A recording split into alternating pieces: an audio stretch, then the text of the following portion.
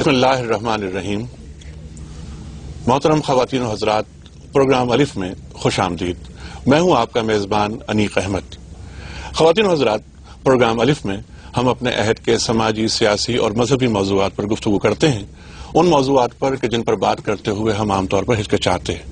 الف کی یہ کوشش ہے کہ امت مسلمہ کے ذہن میں کسی بھی قسم کی کوئی گرہ نہ رہے اور ہر موضوع پر کھل کر گفتگو ہو.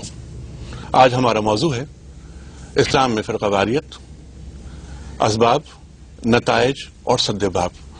اس موضوع پر گفتگو کے لیے ہم نے اپنے عہد کے ممتاز علماء، دانشوروں، صاحب نگاہ افراد کو جیو اسٹوڈیوز آنے کی زحمت دی ہے. اس سے پہلے کہ پروگرام کا آغاز ہو، مجھ پر یہ ذمہ داری عائد ہوتی ہے کہ میں اپنے معزز مہمانوں کا مختصر تعارف آپ کے سامنے کراتا چلوں. خواتین و حضرات، میرے دائیں ہاتھ پر تشریف فرما ہے ملک کے ممتاز عالم دین، صاحب نظر، محترم ڈاکٹر اسرار احمد صاحب. ان کے بارے میں کیا عرض کروں، سب جانتے ہیں، سب واقف ہیں. میرے بھائی پر تشریف فرما ہے محترم احمد جاوید صاحب. خواتین و حضرات، احمد جاوید صاحب کا تعلق علامہ اقبال اکیڈمی لاہور سے ہے. ممتاز عالم دین ہیں، شاعر ہیں، نقاد ہیں، فلاسفر ہیں. اس کے علاوہ دینی موضوعات پر آپ کی بھرپور نگاہ ہے. خواتین و حضرات، محترم علامہ محسن مظفر نقوی صاحب. خواتین حضرات، لا تعداد کتابوں کے مصنف، ممتاز عالم دین. چوتھے اور آخری شریک، ممتاز قانون داں، سابق وفاقی وزیر قانون، محترم اقبال حیدر صاحب. ہم چاہیں گے پروگرام کا آغاز ڈاکٹر اسرار احمد صاحب سے کیا جائے. ڈاکٹر صاحب، قرآن کریم میں ارشاد ہے وَاعْتَصِمُوا بِحَبْلِ اللَّهِ جَمِيعًا وَلَا تَفَرَّقُوا. قرآن کریم میں ارشاد ہے کہ دیکھو تفرقہ مت ڈالنا ورنہ تمہاری ہوا اکھڑ جائے گی. آپ یہ فرمائیے کہ ان تمام احکامات، ان تمام درس کے باوجود ہماری صفوں میں یہ فرقہ بندی یہ کیسے آ گئی؟ اسباب کیا ہیں؟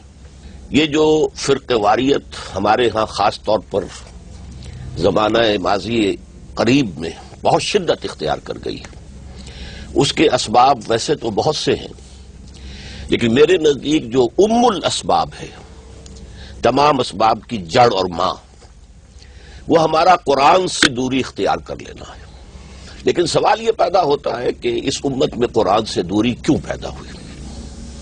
میرے نزدیک سب سے پہلا مسئلہ تو بالکل طبعی تھا، نیچرل. اسلام کا ایک دور تھا تحریکی دور، انقلابی جد و جہد ہو رہی تھی. اس کے بعد اسلام ایک ریاست کی شکل اختیار کر گیا. ان دونوں ادوار کے تقاضوں میں بڑا فرق ہے. پہلے دور میں ایک جذبہ جہاد، قربانی، اس کی اشد ضرورت تھی، جس کے لیے اصل ایمفیسس ایمان پر تھا، یقین پر تھا، جس کا سرچشمہ قرآن ہے، لہذا قرآن ہی اوڑھنا بچھونا تھا.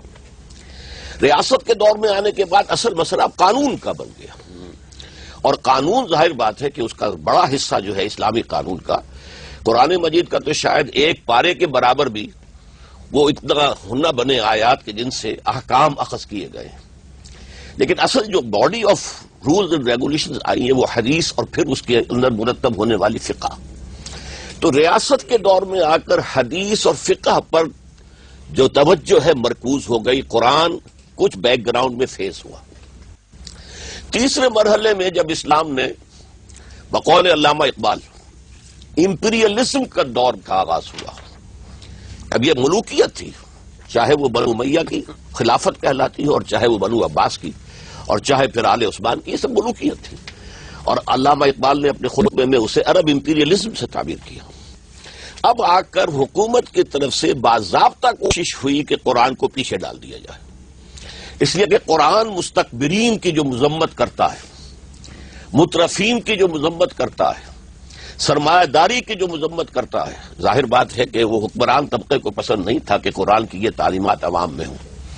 لہذا انہوں نے جان بوجھ کر راستہ کھولا کہ مغرب سے یونانی فلسفہ اور یونانی منطق آ کر اور مسلمانوں کو الجھا دے اور وہ اسی کے اندر بالکل غلطاؤں پیچا ہو کر رہ جائیں، قرآن سے ان کی دلچسپی نہ رہے.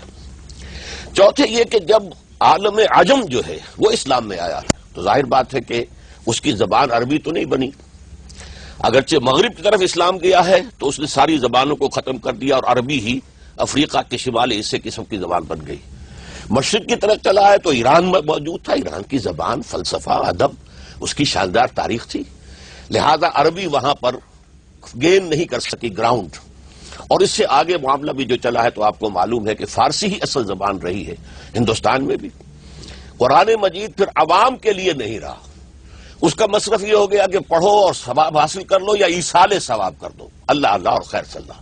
بآیات اشترا کار جنی نیس کے از یاسین او آسا بمیری، مرتے ہوئے شخص کو یاسین سنا دو تاکہ آسانی سے جان نکل جائے. اور اس طرح فرقہ واریت کی جڑیں مضبوط ہوتی اب چلی چونکہ ساری توجہ ہو گئی فقہ پر، اور اس میں اگلا مرحلہ جو آپ نے ذرا بات تھوڑی سی کاٹ دی وہ تقلید جامد. چونکہ جب علم جو ہے موجود نہیں رہا اور اس کی طرف توجہ نہیں رہی تو اب تقلید اس کا لازمی نتیجہ تھا. اس سے وہ چیز ہمارے ہاں فوسیلائز ہو گئی تقلید کی وجہ سے. پانچویں مرحلے میں آ کر ہمارے ہاں، اور یہ ریسنٹ معاملہ ہے، سیاسی وجوہات بھی ہوئی ہیں قرآن سے دور ہونے کی اور اختلافات پیدا کرنے کی. سب سے پہلے صفوی حکومت ایران میں شیعہ اور آل عثمان ترکی کی عثمانی خلافت سنی، ان کے درمیان جب کلش رہی کئی صدیوں تک. ریسنٹلی ایران کے عوامی انقلاب کے بعد خطرہ محسوس ہوا عرب ممالک کو اور بادشاہتوں کو کہ یہ طوفان ہمیں بہا لے جائے گا. تو ایک جواب میں رد عمل شروع ہوا اور بہت سی جماعتوں کو سپورٹ کر کے کسی کو ایران سے، کسی کو سعودی عرب سے یہاں لڑایا گیا ہے. احمد جاوید صاحب،